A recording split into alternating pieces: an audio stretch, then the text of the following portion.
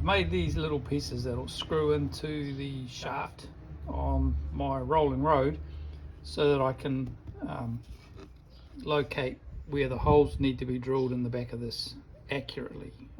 As you can see, there's some marks here.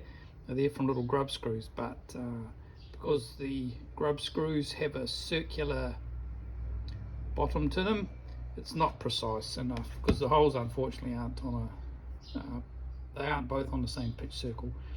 So I've made these little things up which I can screw into the holes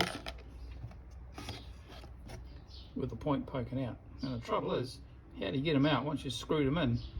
So what I need to do is file little flats each side of these points so that I can then hold them to get them out anyway, with these pliers, which I've already ground down to not quite points but to very small, so they'll be able to, the pliers will be able to grip flats that I put on each side of these points. But the trouble is,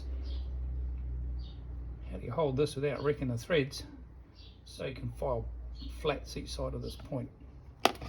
What I've come up with is this little nut, which I'm going to screw these things into.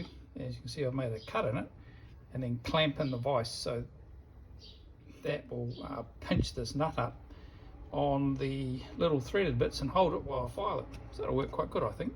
I will let you know. The first one worked well.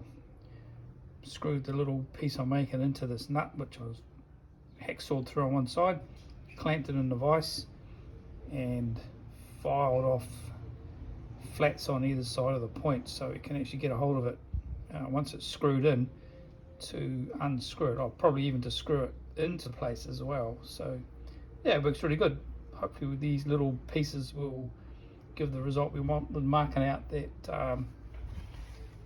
this thing, so we can make sure we get the bolts in the right place to clamp it on the end of the shaft. This view is of the end of the shaft with the little screw in pieces put in place. You can see at this shot they're just projecting out the end of the shaft and no more. Finally, this is the piece that I made screwed on to the end of the shaft. Hopefully the little 6mm bolts will be enough to transmit the torque to get it all spinning and start the bike. Let's hope. Next video,